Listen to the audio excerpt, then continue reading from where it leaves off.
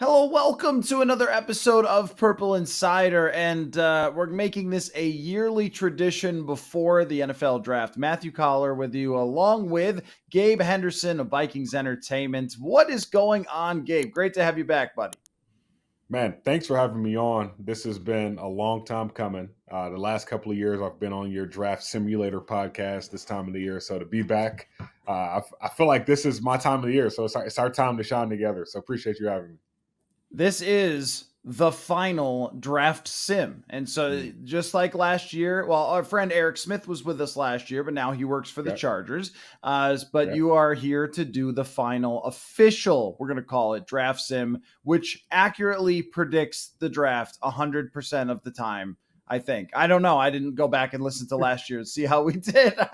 But I want to start with talking about, so I started messing around before. What I've done in a lot of draft sims is, I've traded down, and I think that's a very realistic thing that they could do. I've taken corners, I've taken receivers, I've taken edge rushers.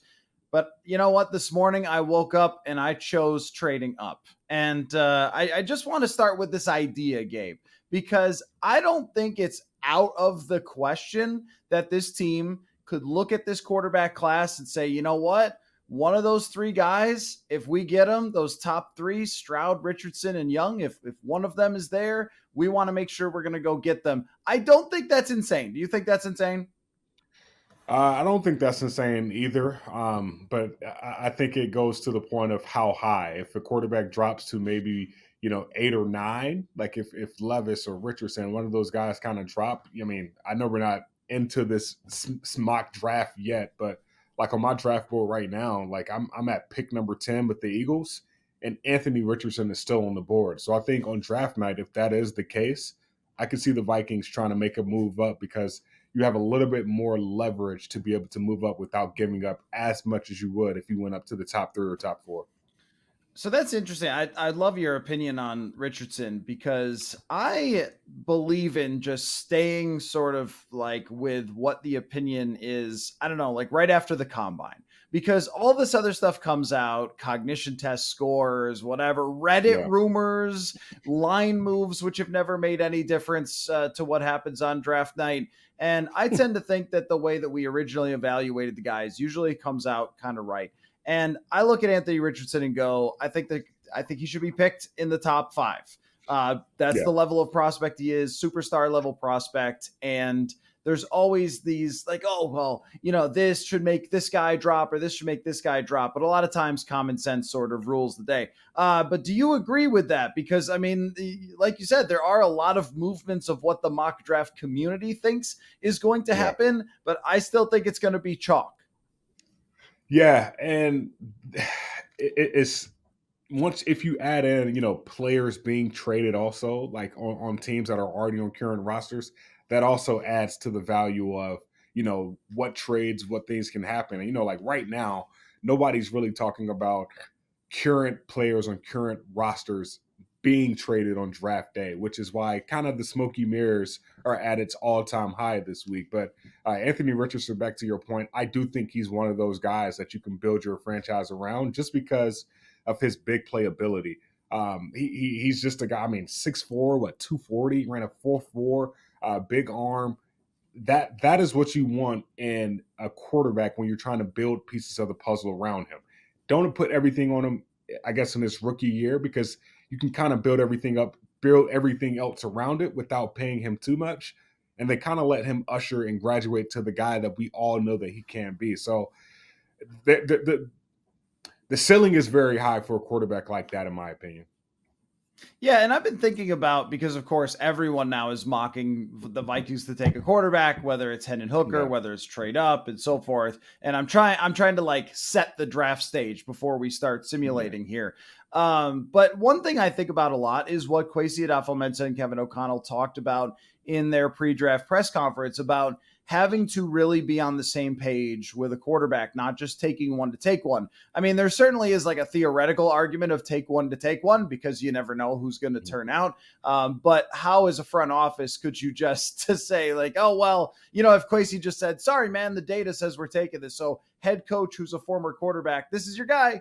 have fun with him. Yeah. You can't really do that. But then I think it's fun to try to get inside the heads of both guys. Like, would Kwesi Yeah. Adofo-Mensah believe in a quarterback who didn't have great numbers in Anthony Richardson, but does have astounding NFL combine numbers? Like, is he going to see something there that's Josh Allen-ish, right? That somebody who could grow. And also the numbers with Richardson. I mean, if he had stayed in college for 2 more years or something like a Hendon Hooker, what would his numbers look like if he stayed in college? So there's all these things trying to get into Kevin O'Connell. Like, Richardson is not the most accurate quarterback right now, but he is accurate down the field, right? By his numbers. It's kind of a weird conundrum that between like 6 and 10 yards, he throws it in the dirt too often. You know what I mean? Like, all these things. I guess I want you to try to get inside those guys' heads for a second. And just like, what kind of quarterback do you think that they would like to draft, knowing that like Kirk's situation is that his contract is coming up after next year and all these things kind of make sense?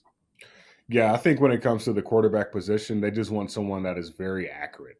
And accuracy, it doesn't have to be 50 yards down the field. It's more that middle range from 10 to 30 yards. Yeah, you can throw a quick screen or a quick hitch or a quick slant, and ball placement should be there if you're going to be just a good college quarterback. If you want to be a good college quarterback, you better know how to throw a slant route low and in the receiver's stomach across the middle so he doesn't get blown up. That graduates when you get to the NFL. So that middle to long range, that's the kind of quarterback that Kwesi and Kevin are both looking at. And we all know Kwesi as being an analytical guy. So when I look into his mind, I think of him looking at the tape or him looking at the numbers and saying, okay, I'm only going to watch his air yards past 15 yards, 15 to 45 yards. Who excels best when it comes to that? Because that's where JJ excels the most. Think about what JJ's his average catch. I guess his average yards per catch was like 7 or 8 yards. Like that's the starting point. So now he's catching passes further down the field. So you want a quarterback that can get him the ball there and not have to worry about, I guess, the quarterback being late or the timing being off or him not going through his progression as well. And a guy that really stands out to me that the Vikings really had that the Vikings had on their top 30 visit was Tanner McKee. He's the only quarterback that I know right now that was on the top 30 visit this past week for the Vikings. He was, I think he's 6'6", about 230. Stats don't look the greatest. I think he had 13 touchdowns, maybe a handful of interceptions. But at the same time, his accuracy and his decision-making process, you look at that and say, okay, like maybe this is the type of guy that Kwesi and Kevin want. Somebody that kind of knows how to game manage and then put players in the right position to be successful. And if Anthony Richardson is that guy, then okay, let's go for it. But at the same time, I believe Kwesi is looking for some of those intermediate throws when he comes to the decision of who is going to be our quarterback of the future. Kirk Cousins knows how to do that. But at the same time, you got to get somebody that's a little bit more athletic if you want to be able to, I guess, transition to the new era of football the way it's played with a mobile quarterback in the NFL. Yeah, I mean, what you're describing there seems like CJ Stroud. Very much of someone who's an incredible thrower of the football, a really good athlete. I mean, not like a Justin Fields runner, if we're using Ohio State comparisons, but he certainly can't. But he certainly can take off if he needs to. But the intermediate accuracy for him is just absolutely marvelous. And I think you saw that at the combine. You saw that against Georgia. His statistics are just fantastic.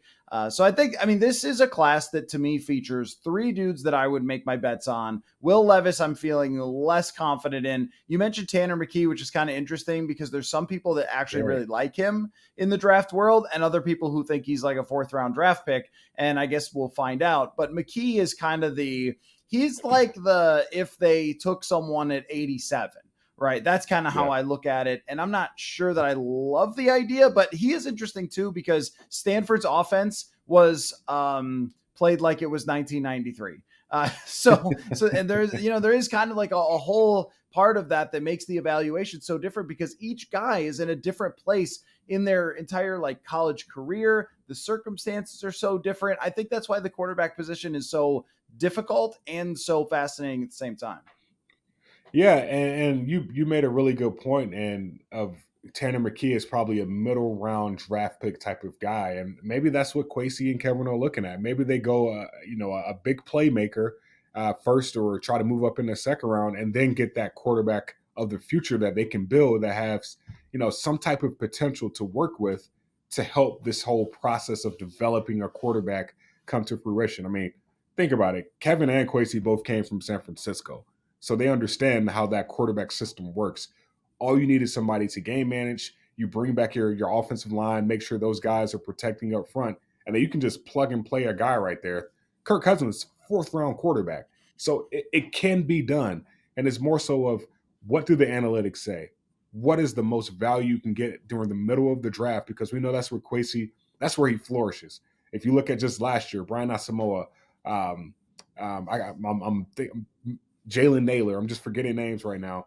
Those were some of those value picks that I think a guy like Tanner McKee, if that's where they're going to go, I think that's where they can flourish, and you can build a guy through the draft and not have to worry about spending too much money on him.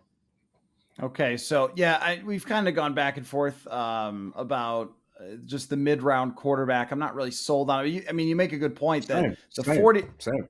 the 49ers would tend to believe in this more, and yet, so like Kevin O'Connell, where he was in Los Angeles, they moved on from a quarterback that had limitations to one with a stronger arm. So I mean, you could try to, like, it's basically that, tinfoil hat, or putting, the strings of yarn together and trying to connect all the dots, as we do with the quarterback position. But as you go into, so let's say you're just giving one last final statement in your pre-sim press conference here, Gabe.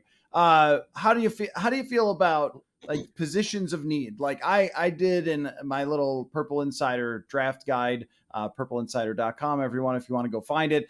But I ranked all the positions, and I really struggled between corner and wide receiver as the next after. Obviously, quarterback is going to be number one. It's the most important position in sports, but receiver and corner, I couldn't decide. And I even think there's a good case for, like, an outside linebacker / edge rusher as well. I guess, how do you rank those as you go into your sim? Yeah, I would probably go wide receiver first. I feel like the wide receiver class is very top heavy.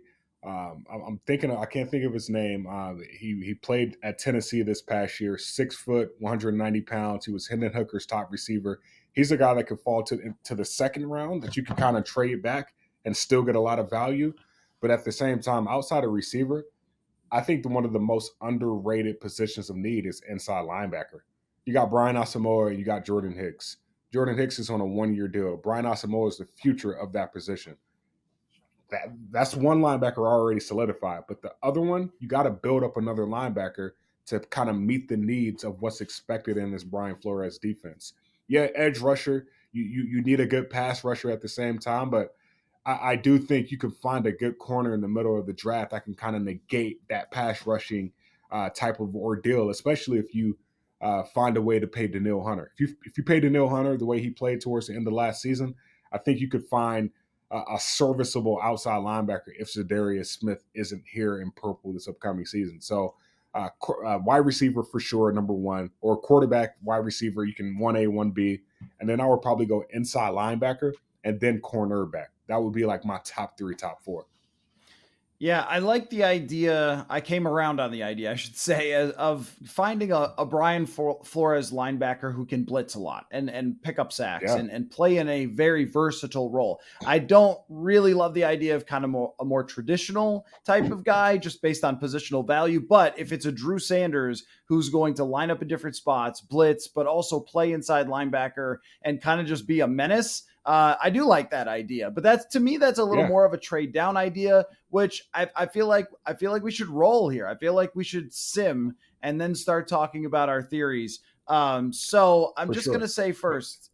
Oh, go ahead. In the same breath, the reason why I don't have outside linebacker as high as what a lot of other people do is because this Brian Flores defense blitzes a ton.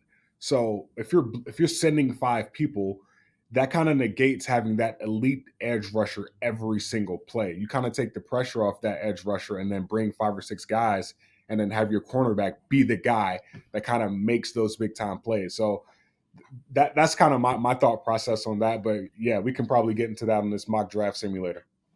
Right. Yeah. I mean, if we're talking about someone like a Jack Campbell from Iowa, he could kind of do Hmm. everything, right? I mean, it Hmm. feels like he can rush the passer, he could stuff the run, he could play in coverage because he's got that Anthony Barr size and versatility. And I think someone like that is very valuable for them for a Brian Flores defense. So yeah, I'm with you. I'm with you on that.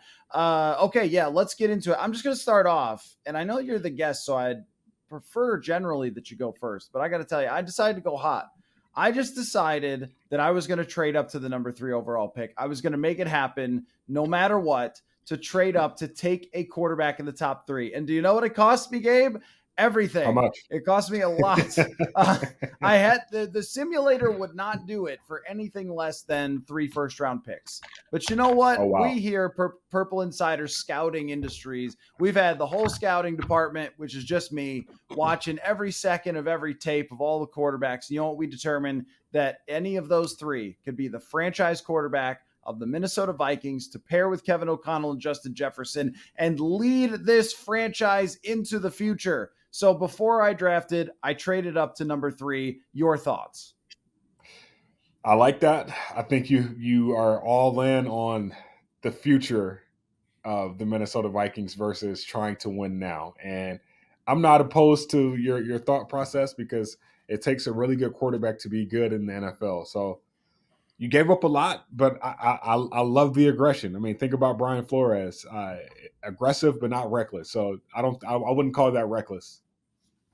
Maybe a tad reckless. But you know what I'm thinking though? Here's what I'm thinking. I'm thinking that number 23 is just an okay pick. I'm thinking that Kirk will still be the quarterback next year and that they will be good. And let's say they win 9 to 11 games. Then you're drafting what? Let's say, you get to win the division because the Lions all gamble on sports and all get suspended. And so then Yeah. you end up with a division win, a home playoff game, and you draft 23rd again, right? Like, I don't think that they're going to be drafting in the top 5 to get Caleb Williams, to get Drake May. I don't think they're going to be there for next year because they still have a very good and competitive roster. So that's kind of Yeah. my logic is if I end up giving up the 23rd pick, the 17th pick, and then whatever happens in 2025 to get Anthony Richardson, who I can rest for a year, put in with two of the immediate best athletic players in the NFL, Justin Jefferson and Anthony Richardson. I think to me that says build around him and have a real chance to go chase a Super Bowl. So I'm going for it. I'm going for it. And that is how it played out for me is it went CJ Stroud number 1, which I don't think is going to happen, then Bryce Young, and I am picking Anthony Richardson. So we did it. We've got the quarterback. Mission accomplished. What do you do in the first round? Anything exciting? Yeah, I think you could have waited until 4 with the Colts and traded because the Critical Cardinals media, only a the media quarterback. critics, the media critics. Right.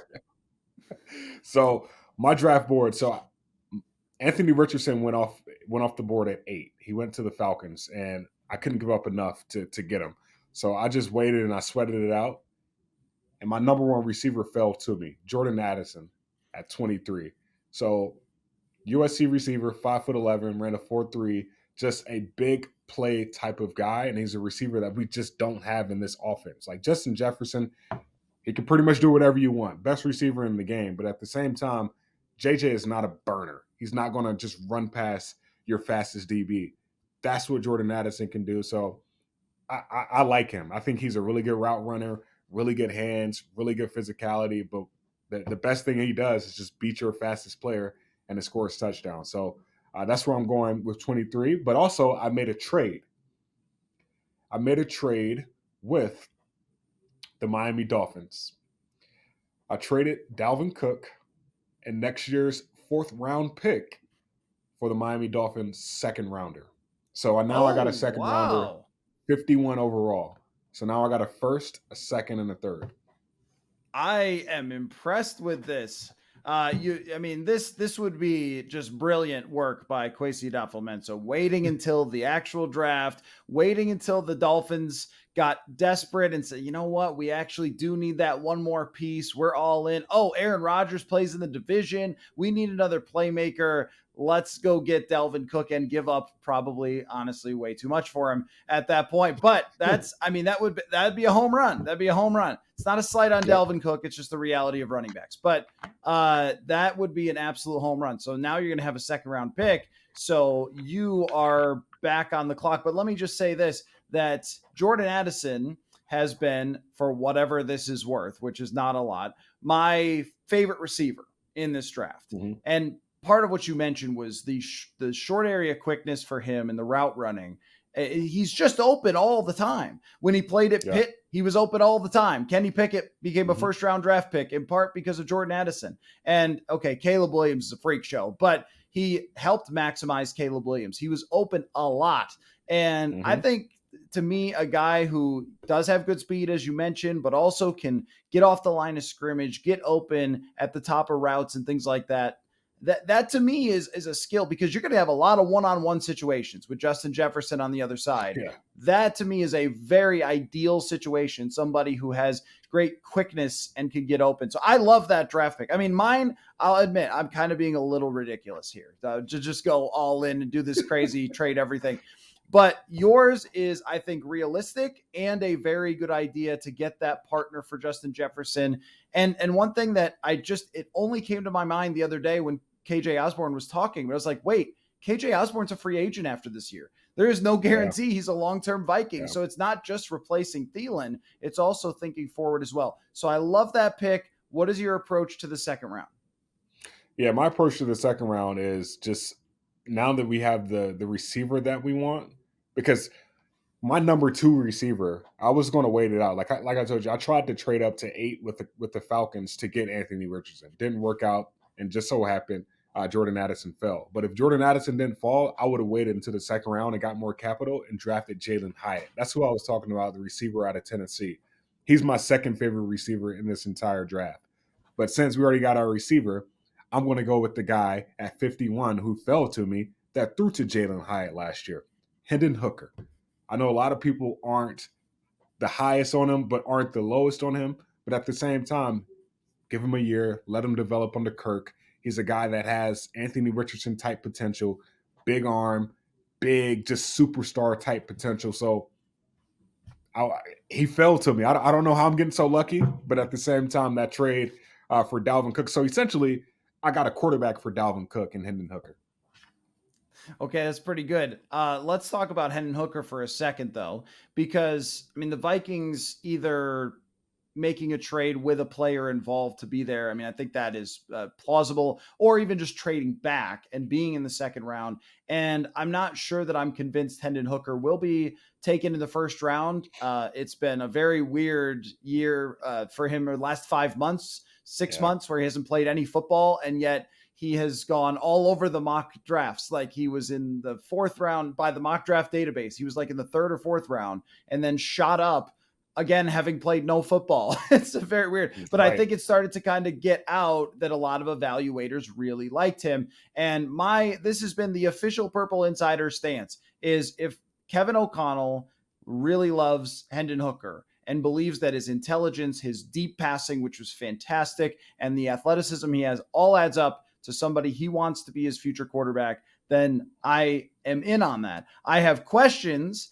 and I have concerns because of the age mostly, and the pocket presence was a little 25. Questionable.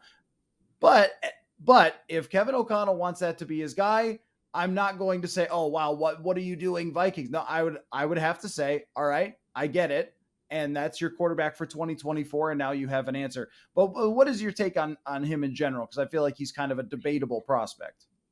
Yes, subjectively, I'm a little biased towards him because he's from North Carolina. I'm a North Carolina guy. We grew up an hour from each other. So, like, subjectively, that's my, I guess, affinity for him. Objectively, if you look at just his college statistics, 2018 didn't play, redshirted at Virginia Tech. 2019 only played 9 games, and then 2020 was the COVID year. So you look at just those 3 years, and it's just like the guy never really had a chance. So I understand that thought process of him going to Tennessee and then only throwing 5 interceptions in 2 years there, SEC Offensive Player of the Year. Like, the the guy was the best offensive player in the best conference in college football, and he's 25 years old. So that may be a knock, but for me, I'm looking at it as like, okay, this guy is already mature and wise enough to lead a team. Like he understands. Okay, I'm not a kid anymore. I know how to lead grown men. So honestly, I think that's an advantage for him, having played 5 years of football and then having the opportunity to come in and lead a team. So I like him. Like he's a guy that for me he can easily be a boom or a bust. But if he has a year to prepare under a guy like Kirk, that kind of raises that lowers the chances of him being a bust.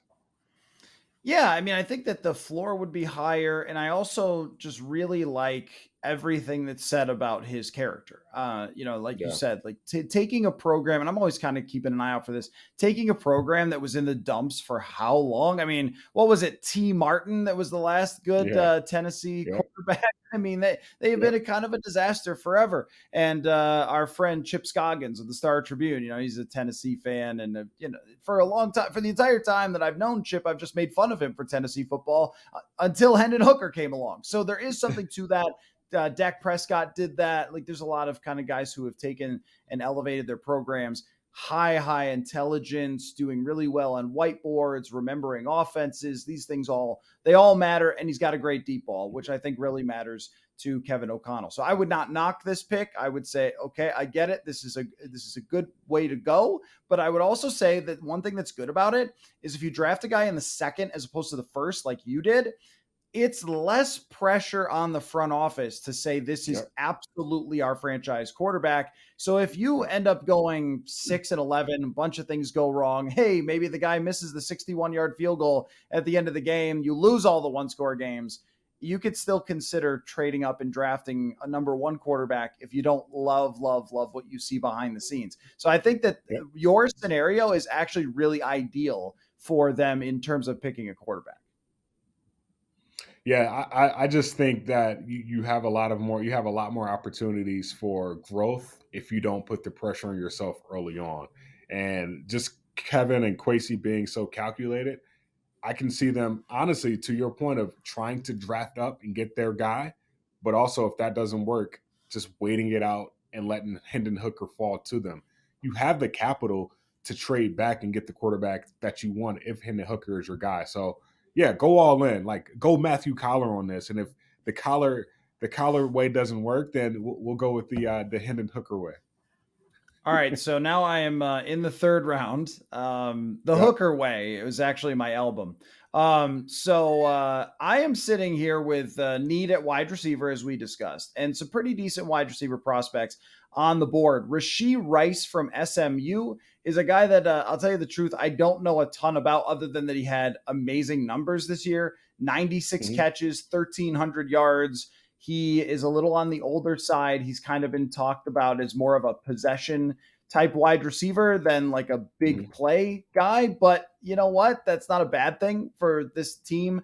There's also Michael Wilson, who really intrigues me as a guy who was banged up a lot in college, which I know nobody wants to hear or nobody wants to pick that guy, but he Mm-hmm. shined at the Super Bowl. And a lot of people think that, he could be a good wide receiver. He kind of is like Robert Woods vibes a little bit to me, Mm-hmm. like tough, strong, good blocker, all that stuff. So I'm going to go receiver here. I don't know which one is going to be a better pick. So I'm just going to go Rashee Rice on this selection because Okay. there's interior rushers. There's one corner who I like, which is Travis Hodges Tomlinson. But I think receiver is very important also to have somebody to come into the draft class with my new quarterback that I spent 3 first-round picks on. So I'm going with Rashee Rice, the wide receiver. Okay.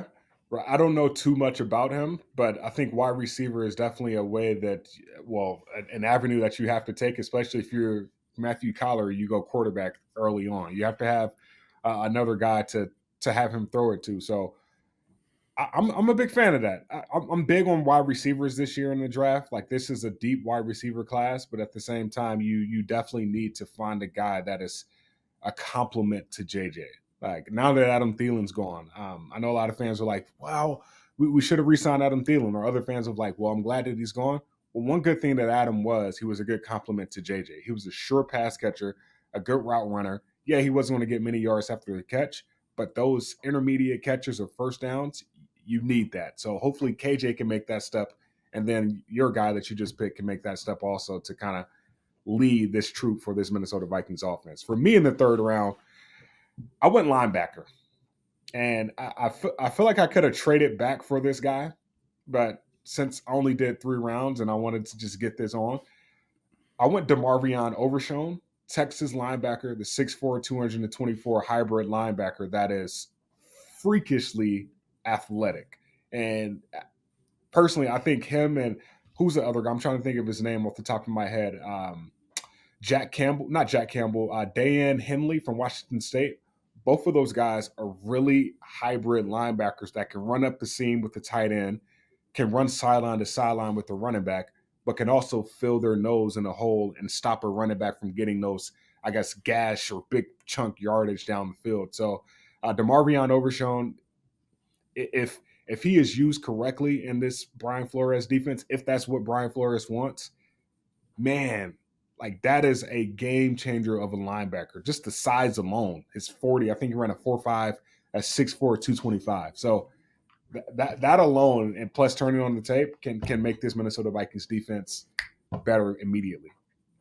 So I like it. We talked a little bit about just the linebacker position. I think this is a great spot to get one. If you're taking it at 23, I would probably say you went a little too high on that. A trade back scenario into the second, I would be okay with, and definitely in the third. I mean, just look no farther than Brian Asamoah, where I feel like they got a really good prospect there. And there's kind of a hot zone. I think for running backs and linebackers, there's kind of a hot zone in the draft. If you take one in the late second, mid-second, into the third, you can get guys who normally would be more of first round-ish prospects, but everyone's drafting the more key positions or the more valuable positions ahead of those guys. But if you wait too long, then you're looking at getting like, guys, the Vikings have drafted probably too many 4th and 5th round linebackers that just weren't really of the standard of the NFL. So there's probably like either do it then or kind of wait till undrafted free agency. So I think you picked them in the right spot. So here's one takeaway that I have overall for both of our drafts is there's just so many ways that could go that would get an A, I think, from fans if they did it. So like yours, I would give yours an A. I mean, I would say like getting Hendon Hooker, who people were mocking in the first, receiver, linebacker, so you didn't have to make any sacrifices for these other positions. You traded a player that we all knew was getting traded anyway, and it ended up with an absolute winning trade that probably won't happen, but is in your, this situation, we can always be surprised. So, but I also feel like had you drafted like a corner and waited on receiver, that you could still be in pretty good shape there. Or if you had just traded down out of the first, like, isn't that amazing? Like, I don't know if there's another draft that I've covered with the Vikings where there's so many things you could talk me into. Right. Cause when it comes to, cause what, like our main areas of concern is the defensive side of the ball. And the fact that you can get some quality defensive players in the middle of the draft, it's a win-win for this Minnesota Vikings team. And yeah, offensively, for teams looking for offensive guys to come in and make plays right away, yeah, you may have to reach in the first round. But at the same time, it takes a while for those offensive guys, unless you're JJ, to really have that breakout rookie season. So yeah, you could have went corner. I mean, you could trade back and get 2/3 and then go cornerback and then linebacker in the third and then get both. I mean, Emmanuel Forbes is probably going to be there late second round. So there's endless opportunities for this Minnesota Vikings team to really, I guess, get some valuable depth to be able to make some room for, I guess, future growth for some of those young guys. Because, yeah, you got your veterans here right now. You still got Harrison Phillips. You still got Jordan Hicks. You still got Harrison Smith. Like Daniil Hunter. Like there are some good quality veterans that these young guys can learn from and still get quality reps out there on the field. So, yeah, I'm with you. To your point, like you can, it's a win-win if they do this thing right. Okay, let me ask you this last question for you. Yeah. Now that you've been a Minnesotan for a couple years, as we go into kind of a big night here, there's got to be some reflection on your part. Like this is what your second draft, maybe third draft. Third draft. Okay. So it feels like just yesterday you were arriving here in Minnesota from North Carolina, went to Yeah. Liberty, worked for Washington, now here, which, hey, look, Washington is going to have a normal owner at some point. So maybe that's too bad you missed that. But anyway, that doesn't matter. They're going to change their name, hopefully, to the Washington Sharks. So it's better than the Commanders. Oh my But that's a gosh. whole other. It's a whole other conversation. It's just brutal. But I want you to be reflective, though. I want you to be Yeah. reflective. Third draft. How are you feeling about being a Minnesotan, the organization, the whole thing? I mean, I feel like you came in, you fit in very well with just the whole scene, So how's it working for you? Man, Minnesota has been it's been a learning curve for sure, but once I figured it out, like this has been one of the best transitions I've ever made in my life.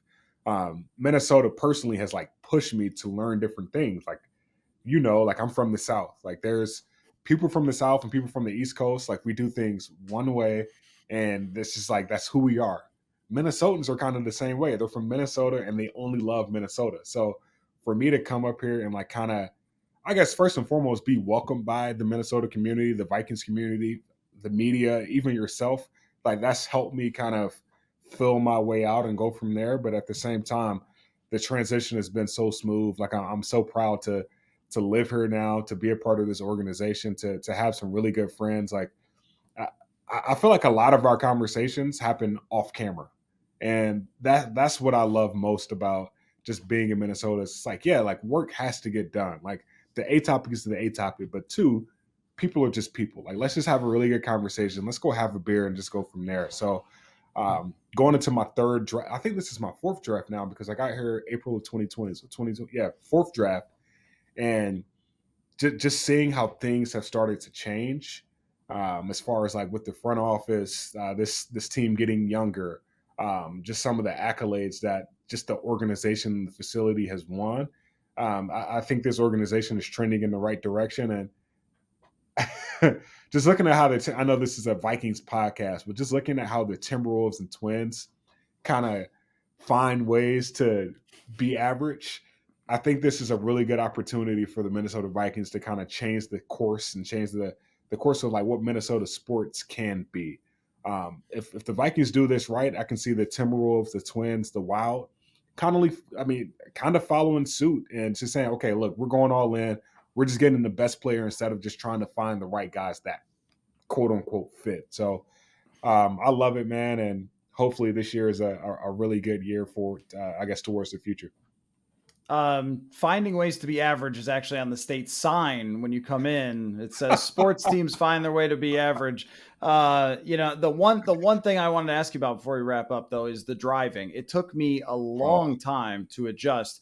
It is a very different scene out there on the roads than it is anywhere else in the country. I was yeah, just in Florida for a couple days visiting a friend, and I was reminded people actually use the horn in other places. They also merge in other places as opposed to just staring at you and just right. waiting until your two cars run into each other. And so big adjustments there, I got to say.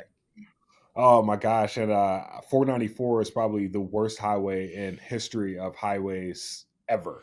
Like there's always traffic one, and then there's always an accident two, and then there's always like random construction. Like you can be driving, like literally, like my course of I guess my drive to work changed in the course of a day. Like I gotta. I was driving. This was probably 2 weeks ago, and I was driving on 494, and I think it was like exit 2B was like closed until July 2025. Remind you, like I drove in that exit the day before, and then the following day it's just like closed until 2025. It's like, dude, what? Hey, dude, we didn't get an email. Like there was no kind of like notification saying that hey, prepare for this. Like nobody watches the news, so maybe like that's where it was. But still, like driving can be a lot better here in Minnesota, and I feel like I've become more of a Minnesota driver just because I'm like, all Oh right, no, yeah. no, no, you go first. No, you go first. You sure? No, you go.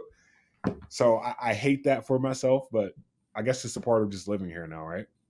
You have to be. Also, there's always random construction is also on the sign. It's a big sign. But that's another thing where it's just endless. Like I had a route where I jogged all the time and then suddenly a bridge was just out. And you're like, oh, okay, I guess I'm not jogging that way anymore. Because that's exactly how it works. That's for sure. Well, yeah, you Okay. have you fit in great with Thank you. all of us, I think, here, and you've been a tremendous addition. So I'm super glad you could come on. I love this tradition of us doing a draft sim right before the draft. And I also feel like just for your job in particular, the Wilf's investment in Vikings Entertainment Network, it really shows your product is fantastic. So Gabe Henderson, thanks so much for Thank you. coming on, man. And good luck merging out there and have fun with everything draft related. Thanks, buddy.